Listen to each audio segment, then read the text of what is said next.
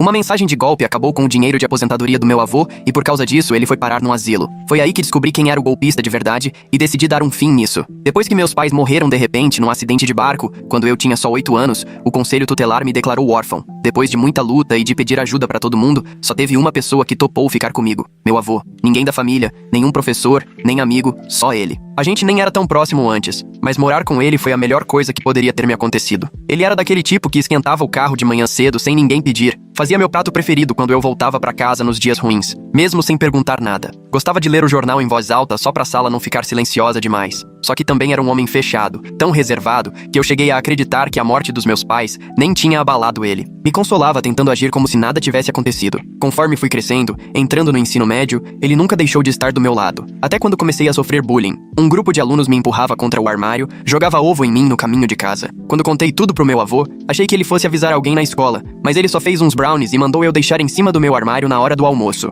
Eu não entendi nada, mas confiei nele. Não é que durante a aula de educação física, logo depois do almoço, começou a escorrer um rio marrom das calças dos valentões? Meu avô tinha colocado laxante nos brownies e sabia que não iam resistir. Nesse dia, eu ri como nunca. Perdi até o ar. Depois disso, nunca mais duvidei do meu avô. Até que, já no último ano da escola, cheguei em casa e dei de cara com um aviso de despejo no correio. Levei pro meu avô e ele ficou destruído na hora. Eu não fazia ideia do que tinha acontecido. Logo depois, gente da Receita começou a ligar aqui em casa. Quando fui olhar, todas as economias dele tinham simplesmente sumido. Tudo o que ele tinha juntado a vida inteira. E o banco não fazia nada pra ajudar. As lágrimas vieram com força, arderam nos olhos. Não acreditava que ele tinha escondido isso de mim por tanto tempo. Peguei o celular dele e pedi pra ver a tal mensagem. Você deve $7.200 em impostos atrasados. Pague agora ou a polícia vai te prender hoje. Ele contou que colocou os dados dele e depois disso, a Receita levou tudo. Não tive coragem de contar que era um golpe, então deixei ele achar que foi um erro do sistema. Abracei meu avô e prometi que a gente ia dar um jeito enquanto ele chorava como criança nos meus braços. Por dentro, eu estava fervendo de ódio. O pior é que ele nem estava triste pelo dinheiro, só preocupado comigo. Pediu desculpa 1000 vezes até eu convencer ele de que não estava bravo. Mas naquele dia, alguma coisa mudou em mim. Na semana seguinte, enquanto a gente tentava pensar no que fazer, meu avô foi ficando diferente. O olhar dele ficou distante, as mãos não paravam de tremer, parecia perdido. Minha tia finalmente aceitou pagar um asilo pra ele, desde que eu prometesse devolver o dinheiro depois. Levar ele até lá foi uma das coisas mais difíceis que já fiz, mas eu sabia que era o melhor. Só que eu não ia deixar barato. Se tem uma coisa que o trauma faz, é deixar a gente esperto, criativo, pronto pra qualquer coisa. E eu ia usar tudo isso pra fazer o golpista pagar pelo que fez. Comecei a pesquisar tudo sobre golpes que usam o nome da Receita Federal. Entrei em fóruns, li relatos de várias vítimas. Descobri que quase sempre tem alguém recebendo o dinheiro dos golpes. Fui olhar os extratos do meu avô e achei uma transferência pra um tal de Michael Peterson, que morava numa cidade aqui perto. Era minha primeira pista. Criei um e-mail falso fingindo ser um senhor chamado Gerald, que tinha caído no mesmo golpe. Escrevi pro banco pra onde o dinheiro tinha ido, dizendo que estava com dúvida sobre o pagamento. 3 dias depois, recebi uma resposta do tal agente fiscal Johnson,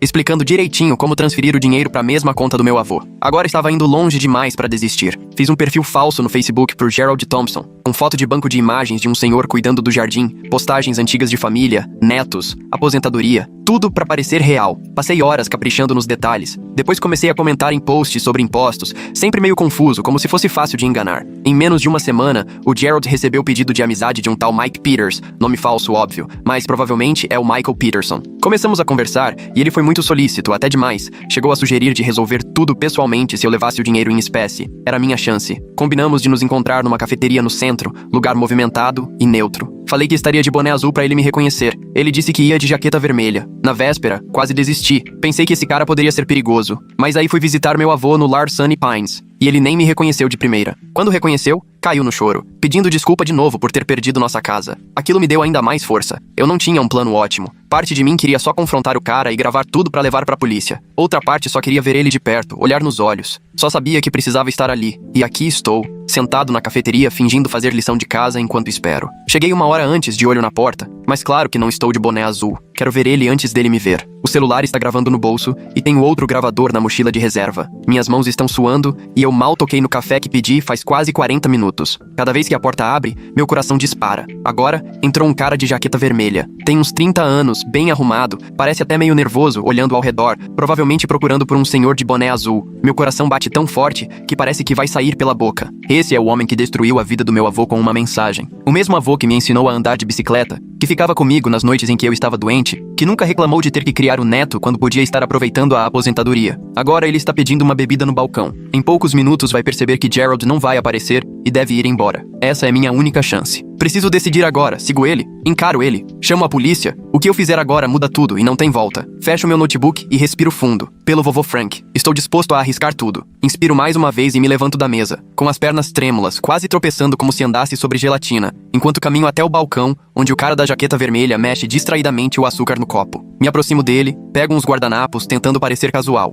Está esperando alguém? Pergunto, fazendo de conta que nem é comigo. Ele só me lança um olhar de lado e volta a encarar a porta. Sim, um senhor mais velho. A gente ia se encontrar para resolver umas coisas de imposto. Sinto o estômago revirar. Não tenho dúvida, é ele. Volto pra mesa com os guardanapos na mão, o coração batendo forte feito tambor. Sento, finjo que trabalho no notebook, mas fico mesmo de olho nele, que checa o celular de meia em meia minuto. Uns 15 minutos se passam, ele começa a ficar visivelmente impaciente, liga pra alguém, fala baixo, mas não consigo entender direito. Mais 10 minutos e ele vira o resto da bebida e sai, indo direto pra porta. Pego minha mochila e sigo atrás, mantendo distância pra não levantar suspeita. Do lado de fora, ele vai para o estacionamento atrás do café. Vou atrás, disfarçando, sem perder o cara de vista. Ele para num Honda Civic preto, com o para-choque traseiro amassado. Aproveito e tiro uma foto da placa rapidinho, antes que ele vá embora. Seguir carro a pé não rola, então corro até minha bicicleta, que tá presa ali por perto. Não sou nenhum James Bond, mas pelo menos dá pra ver pra onde ele vai. E nem precisa ir longe. Ele só segue até um centro comercial ali perto, coisa de 800 metros. Fico observando do outro lado da rua, enquanto ele entra numa salinha com uma placa. MP Serviços Financeiros. MP de Michael Peterson. Nem faz questão de esconder. Pedalo até lá, prendo a bicicleta e passo na frente do escritório, tentando espiar sem chamar atenção. Dá pra ver pela janela. Ele está sentado à mesa, falando ao telefone. Tem outra mesa vazia. O lugar inteiro tem um ar meio improvisado. Parede sem nada. Quase nenhum móvel. Nem parece um escritório de verdade. Fico circulando por ali quase uma hora, fingindo olhar as vitrines da loja de Ruma Daiares que fica ao lado. Umas 5:30, ele fecha o escritório e volta pro carro. Dessa vez, não sigo. Já tenho o que precisava. Onde ele trabalha, detalhes do carro e a prova de que ele tá mesmo no golpe. No dia seguinte, falto à escola. Sei que é loucura, ainda mais tão perto da formatura, mas não consigo pensar em outra coisa. Volto cedo ao centro comercial e fico de tocaia no estacionamento até ver o Michael chegando, lá pelas 9:15. Quando ele entra, espero uns 20 minutos antes de ir até a porta. Na placa tá escrito: atendemos sem agendamento. Então respiro fundo e entro. Ele levanta os olhos do computador surpreso. Posso ajudar? Oi, digo, tentando parecer confiante. Estou procurando orientação financeira. Meu avô faleceu recentemente e deixou uma grana. Não faço ideia do que fazer com isso. Mentira, claro, mas achei que chamaria atenção. Os olhos dele até brilham um pouco. Sinto muito pela sua perda, responde, mas não convence ninguém. Pode sentar, eu sou o Mike. Sento de frente, reparando em tudo. Não tem certificado na parede nem foto, só um pôster genérico de Invista no Seu Futuro, que parece comprado na lojinha de Hyundais. Meu avô perdeu tudo pra esse cara? Sou Alex, invento. Meu avô deixou uns 20 mil. Não queria deixar parado na poupança, queria ver esse dinheiro render. Mike já sorri, animado. Ótimo pensamento. Jovem assim tem que investir cedo. Você trabalha com o quê? Invento uma história qualquer, digo que faço faculdade comunitária e trabalho meio período. Enquanto falo, vejo ele me analisando. Será que percebe que eu tô me segurando pra não demonstrar o quanto desprezo esse sujeito? Finjo naturalidade. Posso te ajudar sim, diz, todo seguro. Tem investimento agora com um retorno garantido de 15% ou mais. Garantido 15%? Até eu sei que isso é papo furado, consultor sério não promete isso. Parece interessante, digo. Como funciona? Pelos próximos 20 minutos ele enrola, explica um monte de coisa que não faz sentido, só termo técnico e promessa solta. Não fala de nenhuma ação ou fundo real, só em oportunidades exclusivas, negócios por fora. E quando posso trazer o dinheiro? Pergunto, fingindo empolgação. Se for em dinheiro é melhor, evita burocracia e taxa. Responde, como se fosse a coisa mais normal do mundo. Claro, né? Vou precisar ir ao banco. Falo. Posso voltar amanhã nesse mesmo horário? Ele sorri, satisfeito. Pode sim, é só pedir pelo Mike. Saio com as mãos tremendo. Esse cara tá aplicando o golpe mais descarado e gente como meu avô cai fácil. Dá vontade de gritar. Em vez disso, pego a bike e vou direto pra delegacia. Falo com a policial da recepção que quero denunciar um golpe. Ela me encaminha pra uma investigadora, a detetive Collins, que cuida desses casos. Conto tudo. O golpe no vovô, como seguiu Mike, a conversa no escritório. A detetive Collins ouve tudo com atenção, anota cada detalhe. Quando termino, ela suspira. Obrigada por trazer isso pra gente, mas, sinceramente, esses casos são bem difíceis de avançar. Mas eu tenho provas, insisto. Tenho mensagem, extrato bancário, transferência. O difícil é provar a intenção. Explica. Ele pode dizer que acreditava estar oferecendo um serviço legítimo, e seu avô transferiu de livre vontade. Isso complica no lado legal. Fico indignado. Quer dizer que ele vai sair impune? Depois de roubar tudo do meu avô? A detetive Collins me olha com pena. Vou registrar e investigar o Michael Peterson. Se aparecerem outras denúncias, o caso fica mais forte. sorte, mas preciso ser honesta. Essas investigações levam meses, às vezes anos. Saio da delegacia arrasado. Meses ou anos. O vovô não aguenta mais tanto tempo. O golpe já acabou com a saúde e a confiança dele. Quando a justiça resolver agir, vai ser tarde demais. Aquela noite não prego o olho, só fico pensando no Mike, naquele escritório de mentirinha, provavelmente contando dinheiro e se preparando para pegar outra vítima. Penso no vovô Frank, sozinho no quarto do asilo, perguntando toda vez quando a gente vai poder voltar para casa. Penso em todos os outros idosos que são alvo desses golpistas. No dia seguinte decido, se a justiça não vai fazer nada, eu mesmo vou dar um jeito. Crio um e-mail novo no nome de Gerald Thompson e mando mensagem pro Mike dizendo que não vou conseguir ir ao nosso encontro porque estou passando mal, mas deixo claro que sigo muito interessado na proposta de investimento dele. Pergunto se dá para continuarmos conversando por e-mail por enquanto. Menos de uma hora depois, ele responde, visivelmente ansioso para não perder a chance de fisgar mais uma vítima. Me manda uma enxurrada de detalhes sobre a tal oportunidade, tudo cheio de promessas vagas e aquelas palavras da moda que golpista adora. Guardo tudo com cuidado. Nos dias seguintes,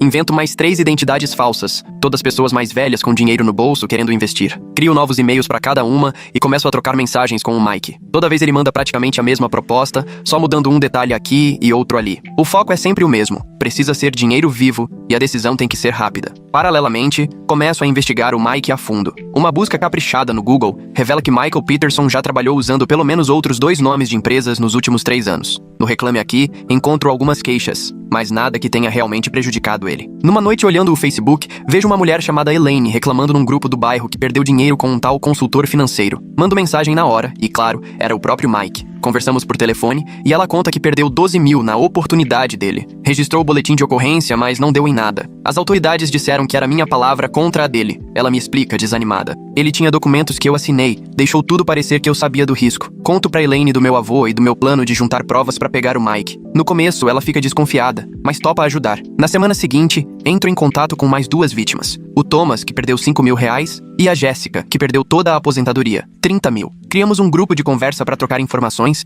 e coordenar o que cada um vai fazer. Enquanto isso, sigo alimentando todas as minhas identidades falsas com e-mails pro Mike. O Gerald tá quase para investir, mas vive arrumando desculpa de saúde para não marcar encontro. A Margaret se mostra super interessada, mas sempre levanta dúvidas sobre a falta de documentos. O Harold quer entrar de cabeça, mas pede mais detalhes sobre o rendimento. Segurar a onda de tantos personagens cansa, mas tá dando resultado. O Mike vai ficando cada vez mais pessoal nas mensagens, solta detalhes da vida, fala do condomínio onde mora, restaurante preferido, até o nome da namorada ele conta. Cada informação é mais uma peça do quebra-cabeça. Jéssica, do nosso grupo de vítimas, vira peça-chave. Como assistente jurídica, pesquisa tudo e descobre que o nome real do Mike é Michael Peterson, com I, não O, e que ele já teve rolo com pequenas fraudes em outro estado. Nada grande o suficiente pra cadeia de verdade, ela comenta no grupo, mas já mostra o padrão. O Thomas ajuda passando de carro pelo escritório do Mike em vários horários, anotando quando ele chega e sai. A Elaine, que entende bem de tecnologia, até me surpreende pra idade dela, me auxilia gravando conversas e organizando as provas. No meio de tudo isso, sigo visitando o vovô Frank dia sim, dia não. O quadro dele só piora.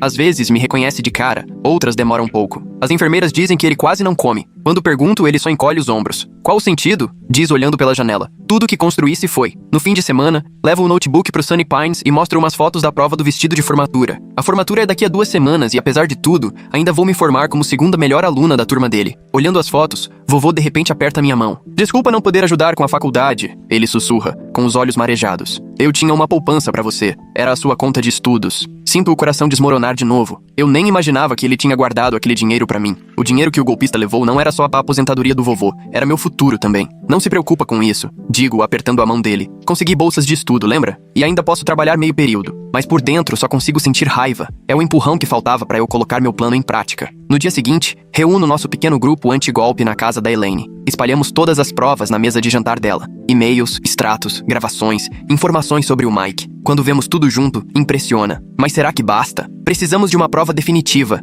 diz a Jéssica, batendo a caneta na mesa. Algo que não deixe dúvidas da intenção de enganar. E se a gente conseguir uma confissão? Sugiro. Alguém grava ele explicando o golpe. O Thomas balança a cabeça. Arriscado demais. Esse cara pode ser perigoso se desconfiar. Passamos horas bolando um plano até chegar num que, apesar de não ser perfeito, é o melhor possível com o que temos. Elaine vai se passar por uma viúva rica querendo investir uma bolada. Ela marca com o Mike no escritório dele, usando um gravador escondido. Jessica fica por perto, fingindo ser a motorista da Elaine. Eu fico de olho do outro lado da rua. Thomas fica parado na esquina dando apoio. Ninguém vai confrontar o Mike de cara. O objetivo é juntar provas suficientes para obrigar as autoridades a agir. Elaine vai fazer perguntas certeiras para pegar o Mike cometendo fraude no áudio. Nos dias seguintes, ensaiamos tudo. Jessica treina a Elaine nas perguntas. Eu preparo os equipamentos de gravação. Thomas mapeia tudo em volta do escritório, marcando cada saída de emergência. Na véspera da operação, visito o vovô de novo. Ele tá num dia bom, me reconhece de primeira, sentado na cadeira. Jogamos buraco, o jogo que ele mais gosta. Quando me despeço, ele parece mais lúcido do que nunca nas últimas semanas. Você tá aprontando alguma coisa? Diz-me lançando aquele olhar de infância, o mesmo quando eu inventava arte. Como assim?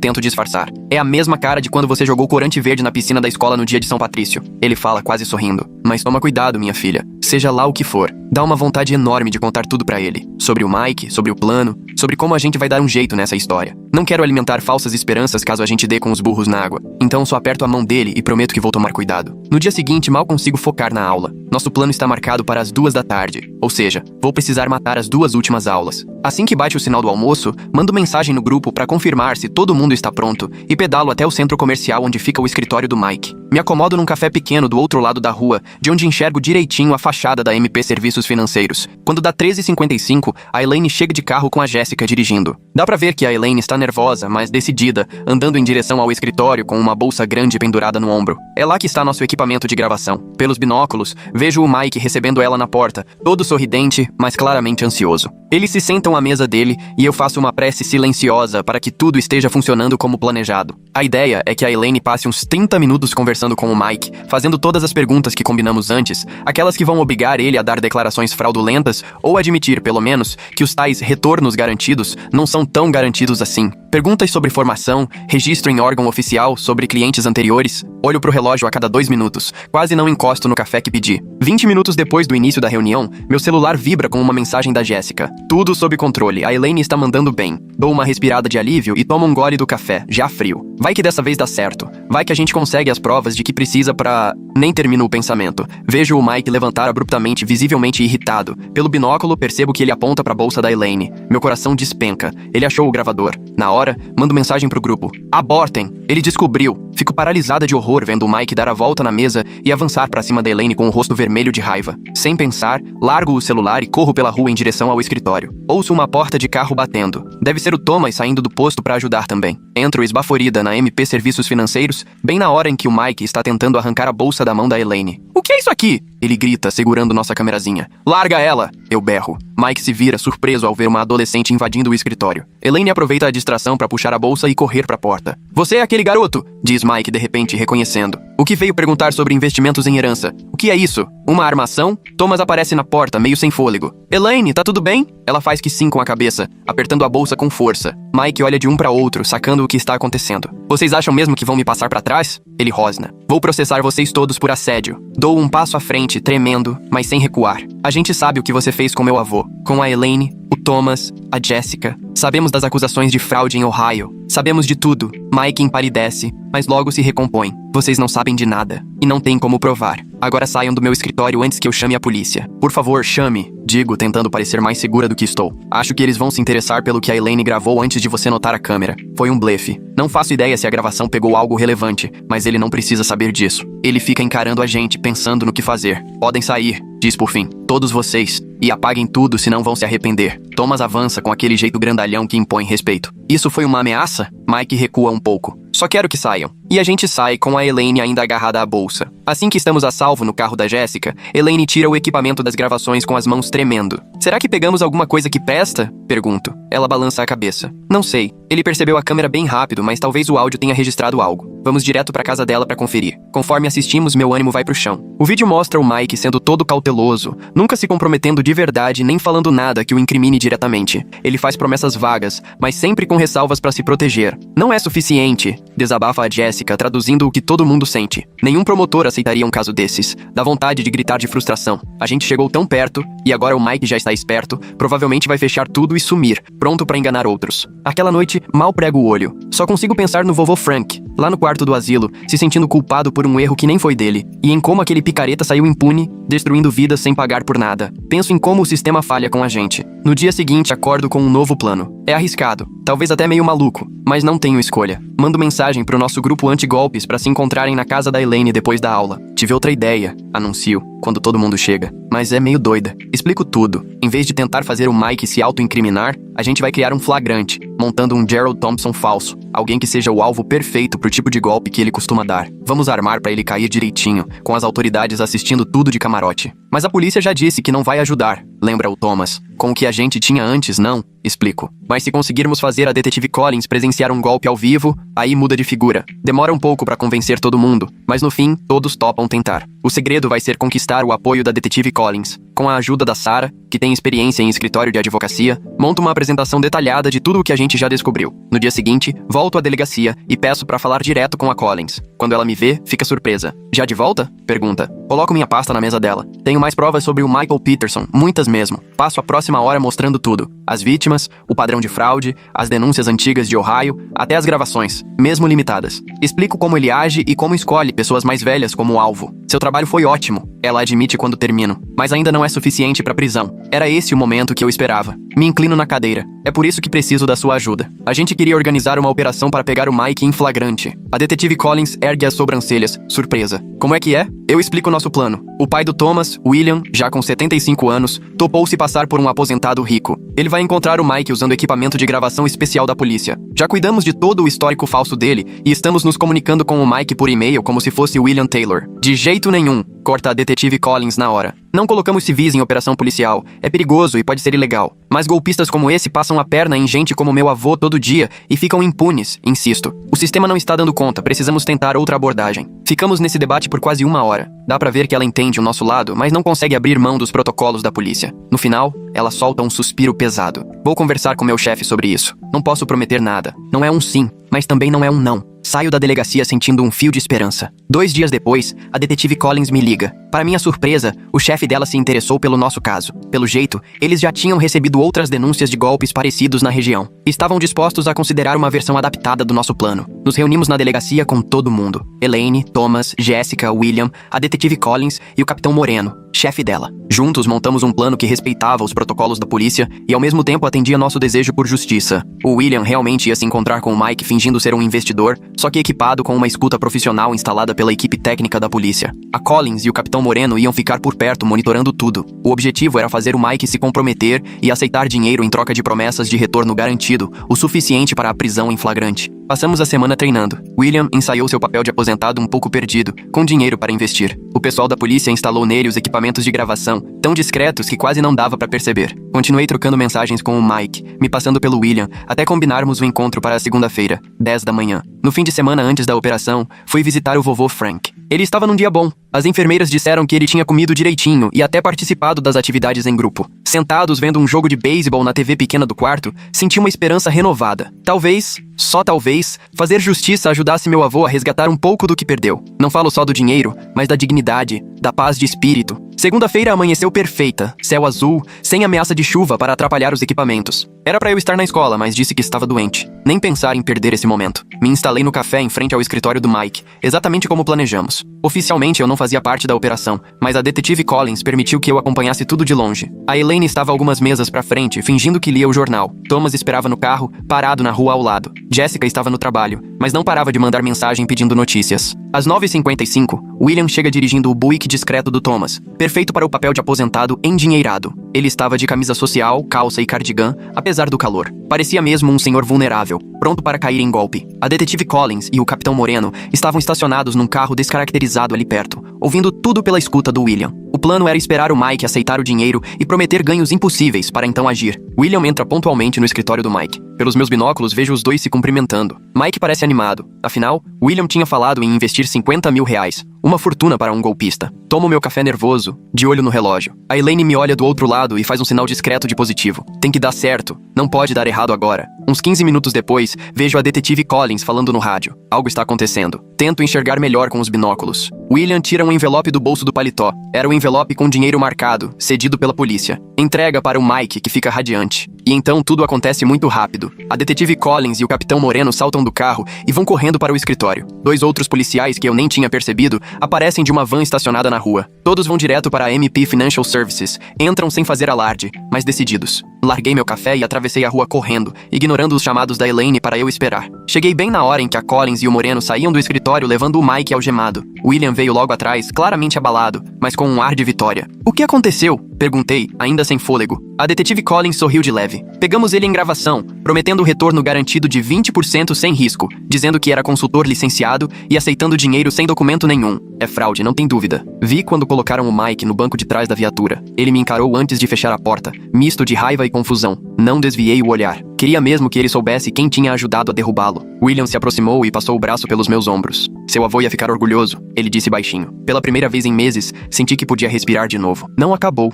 Ainda vamos ter que prestar depoimento. Talvez até testemunhar se o caso for a julgamento. O Mike pode conseguir responder em liberdade, mas a gente fez o que achava impossível. Demos o primeiro passo para fazer justiça. No dia seguinte, fui direto para o Sunny Pines depois da escola, ansioso para contar tudo ao vovô. Quando fui até o quarto dele, uma das enfermeiras me parou, sorrindo. "Hoje ele está tendo um dia realmente bom. Estava perguntando por você." Encontrei o vovô sentado na poltrona perto da janela, mais ligado do que em semanas. Quando me viu, o rosto dele se iluminou. "Olha aí, meu garoto", ele disse, abrindo os braços para um abraço. Abracei com todo cuidado e puxei uma cadeira para sentar ao lado dele. "Vovô, tenho uma coisa para te contar." Respirei fundo, olhei bem nos olhos dele e não consegui segurar. Contei tudo, desde como achamos o Mike, nosso grupo de vigilantes, a operação e a prisão. As palavras saem todas emboladas da minha boca. Provavelmente pareço louco, mas simplesmente não consigo me segurar. "Pegamos ele, vovô, o cara que te enganou. As autoridades prenderam ele ontem. Agora ele vai ter que responder na justiça." O vovô só me olha, parado, os olhos azuis já meio apagados, arregalados de surpresa. Depois, o rosto dele se desfaz e ele começa a chorar. Mas não é de tristeza. É alguma outra coisa. Talvez alívio, talvez orgulho. Não sei ao certo. Aperto a mão dele com força. "Você fez o quê?" ele consegue perguntar depois de um tempo. "Eu não ia deixar ele sair impune. Não depois do que ele fez com você, com a gente." O vovô balança a cabeça devagar. "Você não devia ter se arriscado assim. Essas pessoas podem ser perigosas. A gente foi cuidadoso e no fim as autoridades ajudaram." Ele aperta minha mão de volta. "Esse é meu garoto. Sempre lutando pelo que é certo." Depois fica sério. "Mas acabou mesmo? A gente vai recuperar nosso dinheiro?" Era a parte que eu mais temia. "Sobre o dinheiro, vovô. Não sei. A detetive Collins disse que vão tentar recuperar, seja por acordo ou por decisão do juiz. Mas pode ser que boa parte já tenha sumido." Ele fica um pouco abalado, mas concorda com a cabeça. Pelo menos ele não vai enganar mais ninguém. Na verdade, tem mais, digo, sentindo a empolgação voltar. Depois que prenderam o Mike, as autoridades reviraram o escritório dele e acharam registros de todas as vítimas. Só na nossa região, ele passou a perna em pelo menos 27 pessoas. O promotor agora está avaliando transformar isso em um caso muito maior. Nos dias que se seguem, tudo acontece muito rápido. O jornal local publica uma matéria sobre a prisão do golpista de idosos, mas, por sorte, não citam nem a mim, nem nosso grupo, só falam que alguns cidadãos ajudaram a polícia a pegar o sujeito. A detetive Collins me liga para contar que o Mike está sendo acusado de várias fraudes, e acharam provas de golpes parecidos em mais 2 estados. Melhor ainda,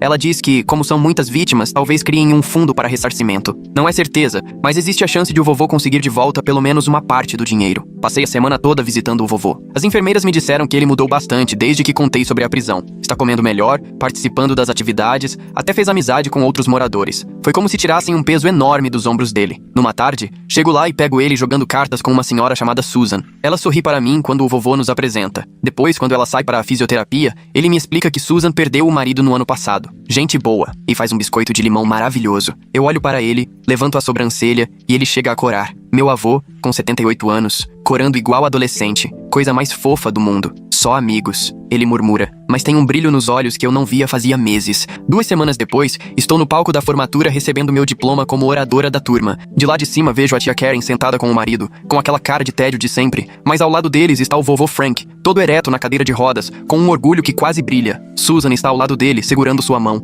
Aquilo quase me faz chorar no palco mesmo. Depois da cerimônia, vovô vem até mim com os olhos cheios d'água. "Seus pais estariam tão orgulhosos", ele diz, emocionado. Eu sei que eu tô. Me ajoelho e abraço ele, sem ligar se a Becca vai arrastar no chão. "Eu não teria conseguido sem você", sussurro. "Teria sim", ele responde, se afastando para me olhar. "Você é a pessoa mais forte que eu conheço." Naquela noite, a gente comemora na casa da tia Karen. É meio estranho. Ela nunca fez muita questão de mim, mas parece estar tentando. Até fez meu bolo de chocolate favorito. No meio da sobremesa, o Bill, marido dela, resolve puxar um assunto delicado. "E aí, já decidiu sobre a faculdade?" Pergunta, garfo no ar. "A Karen falou que você passou na estadual, mas não sabia se ia conseguir pagar logo de cara." Sinto o vovô ficar tenso do meu lado. O assunto ainda pesa. "Vou pra faculdade comunitária nos 2 primeiros anos", explico, tentando soar tranquila. "Peguei uma bolsa que cobre quase tudo e ainda vou continuar no mercado pra ajudar nas despesas. Depois transfiro pra estadual e termino o curso. É prático", o Bill comenta. mas com aquele jeito de quem acha o contrário. É inteligente, corta o vovô, firme. E é só temporário. As coisas estão melhorando no lado financeiro. Ele tem razão. Ontem mesmo a detetive Collins ligou com novidade. O promotor conseguiu bloquear alguns bens do Mike, incluindo contas em 3 estados. Encontraram quase R$200 mil escondidos. Não vai dar pra ressarcir todo mundo completamente, mas já é alguma coisa. E o caso do vovô é um dos mais sólidos, porque temos bastante documentação. Depois do jantar, tia Karen me chama pra cozinha enquanto ajudo a lavar a louça. Quero que saiba, diz meio sem jeito, que fiquei impressionada com o que você fez indo atrás daquele golpista. Foi muito corajoso. Vindo dela, isso é praticamente uma declaração de amor. Só consigo murmurar um obrigada, sem saber o que dizer. E, continua ela, olhando fixo pro prato, eu e o Bill conversamos. Queremos te ajudar com os custos da faculdade. Não tudo, mas o suficiente pra fazer diferença. Se você aceitar, claro. Fico tão surpresa que quase deixo cair o copo que estava lavando. Minha tia nunca me ofereceu nada antes. Por quê? Escapa antes de eu conseguir segurar. Ela solta um suspiro, larga o prato. Porque é o que sua mãe gostaria. E porque, bem, eu nem sempre estive presente pra você, nem pro papai. Isso é uma chance de tentar compensar um pouco. Não sei o que responder. Só faço que sim com a cabeça. Obrigada. Vou pensar. No dia seguinte, acordo com uma ligação da Elaine, ofegante de tanta empolgação. Liga no canal 7 agora! Ela praticamente grita. Corro pra pegar o controle e coloco no jornal local. Tem uma repórter na porta do fórum falando do caso do golpista de idosos, mas o que me deixa de boca aberta é ver o Mike sendo levado algemado, todo descabelado e furioso. A repórter explica que Michael Peterson teve a fiança negada porque consideraram risco de fuga, depois que descobriram que ele tinha comprado passagens para sair do país. A câmera pega a promotora Patricia Johnson falando no púlpito. Este caso representa um dos exemplos mais graves de abuso financeiro contra idosos que já vimos neste condado, ela diz. Graças ao empenho das nossas autoridades e à coragem dos cidadãos que se manifestaram, agora podemos afirmar com certeza que o Sr. Peterson comandava um esquema bem sofisticado, focado em idosos vulneráveis em 3 estados. Assim que vejo a notícia, pego o telefone e ligo pro vovô. Tá assistindo o noticiário? Pergunto assim que ele atende. Eu e a Susan estamos vendo juntos, ele diz, com uma animação que eu não via há meses. Estão pegando pesado com ele, né? Parece que sim, respondo sorrindo tanto que chega a doer o rosto. Nas semanas seguintes, o caso vira praticamente assunto obrigatório na cidade. Mais vítimas vão aparecendo e as acusações contra o Mike só aumentam. Eu, Elaine, Thomas, Jessica e William passamos a nos reunir com frequência para tomar um café e conversar sobre os últimos desdobramentos. Acabamos formando um grupo improvável de amigos, unidos por um propósito em comum.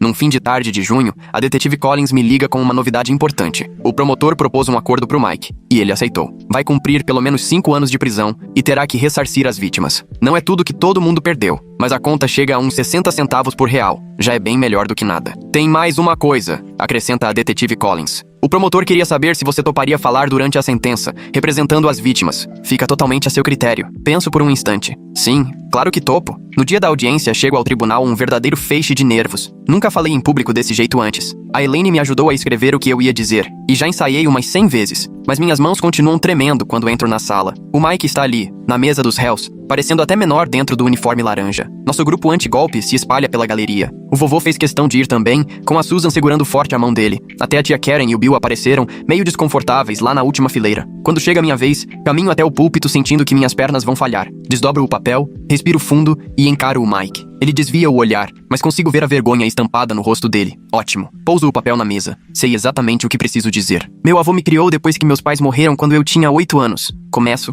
surpreendida com a firmeza da minha voz. Ele nunca reclamou, nunca me fez sentir um peso, mesmo tendo que me criar já com mais de 60 anos. Trabalhou a vida toda para garantir segurança para ele e para mim. Olho para o vovô, que me encoraja com um aceno de cabeça. Quando o Sr. Peterson roubou as economias de toda uma vida do meu avô, não levou só dinheiro. Levou a independência dele, a autoestima, a sensação de segurança. Meu avô, que nunca fez mal a ninguém, que sempre ajudou quem pôde, de repente se sentiu um bobo. Ele se culpou. A saúde dele piorou. Teve que ir para uma casa de repouso porque perdemos nosso lar. Me viro pro Mike, que olha fixo pra mesa. Quero que o Sr. Peterson entenda exatamente o que esse crime, que dizem não ter vítimas, fez com pessoas de verdade. Meu avô economizou pra minha faculdade. Trabalhou duro. Fez hora extra durante anos para que eu tivesse as oportunidades que ele nunca teve. O Sr. Peterson roubou esse futuro de nós dois com uma simples mensagem de texto. Consigo sentir a juíza me observando com atenção, e isso me dá forças. Não estou pedindo vingança, só quero justiça. Não só pelo meu avô, mas pela Elaine, pelo Thomas, pela Jessica e por todos que tiveram sua confiança traída. Pessoas que passaram a vida trabalhando e foram tratadas como alvos fáceis, não como gente. Termino e volto pro meu lugar, surpresa por conseguir caminhar com as pernas tão bambas. O vovô segura minha mão com força, emocionado. A juíza condena o Mike a 7 anos de prisão, 2 a mais do que o combinado no acordo, e determina que ele ressarça todas as vítimas identificadas. Quando o levam embora, ele olha para trás e eu retribuo o olhar, sem raiva, apenas aliviada que tudo acabou. Lá fora, vários repórteres aguardam. Fico mais reservada, deixo que a promotora lide com a imprensa. Nosso grupo se reúne num banco debaixo de uma árvore, tentando entender tudo o que aconteceu. Bom, diz a Elaine, acho que a gente pode se dar alta como equipe de vigilantes. Na verdade, comenta a Jessica, estava pensando nisso. Tem muito mais golpista por aí. Muita gente vulnerável sendo alvo. O Thomas concorda. E se a gente fizesse disso algo maior? Um grupo de apoio para vítimas de golpes? Ou um programa para ensinar os idosos a se protegerem? Todo mundo gosta da ideia. Antes mesmo de sairmos do tribunal, marcamos de nos encontrar na semana seguinte e começar a planejar uma organização de verdade. A Jessica conhece alguém que pode ajudar a registrar uma ONG. A Elaine tem contatos num centro de convivência de idosos que talvez ceda um espaço pra gente. 2 meses depois, nasce o Escudo Sênior, uma comunidade dedicada a prevenir golpes e apoiar vítimas. Já demos oficinas em 3 centros de idosos diferentes, criamos uma linha direta para denúncias de golpes e até viramos notícia no jornal local. O vovô é o voluntário mais animado. Conta sua história para todo mundo, decidido a evitar que outros passem pelo que ele passou. A Susan ajuda também, levando biscoitos pros encontros e ouvindo com carinho quem liga pra nossa linha. Eu comecei a faculdade comunitária e trabalho meio período no Escudo Sênior graças a uma bolsa pequena que conseguimos. Com isso, o emprego no supermercado e a ajuda inesperada da tia Karen nas despesas, estou conseguindo me virar. Numa noite no fim de agosto, vou visitar o vovô no Sunny Pines, levando o jantar da delicatessen de que ele mais gosta. Encontro ele e a Susan jogando Scrabble na sala comunitária. Estava contando pra Susan, ele diz enquanto arruma a comida, que estou pensando em procurar um apartamento de novo. Aqui é bom, mas sinto falta de ter meu cantinho. Fico parada no meio do sanduíche. Sério? Que notícia boa, vovô. O dinheiro da restituição saiu ontem, ele explica. Não é tudo, mas já dá pra alugar um lugar pequeno e ainda sobra um pouco. Talvez até ajude com seus estudos. Não se preocupa com isso, respondo decidida. Eu me viro. Ele me olha e diz, eu sei que sim, mas quero ajudar. Família é pra isso. Depois do jantar, andando até o carro, sinto uma leveza que não sentia há muito tempo. O vovô está melhorando. O golpista está atrás das grades e conseguimos transformar tudo isso em algo bom com o Escudo Sênior. Fico pensando em como tudo poderia ter sido diferente se eu tivesse simplesmente aceitado que certas coisas acontecem, principalmente quando o vovô foi enganado. Se eu não tivesse me revoltado, se não tivesse resolvido reagir. Enquanto volto pra casa, com o dia já escurecendo e aquela luz suave do verão indo embora, faço uma promessa silenciosa. Não importa o que vier, faculdade, trabalho, a vida inteira, eu nunca vou deixar de lutar pelo que é certo. Isso foi o vovô quem me ensinou, e é uma lição que vou carregar comigo pra sempre. Se você gostou da nossa história, considere-se inscrever no canal para acompanhar nosso trabalho e, se possível, deixe o like.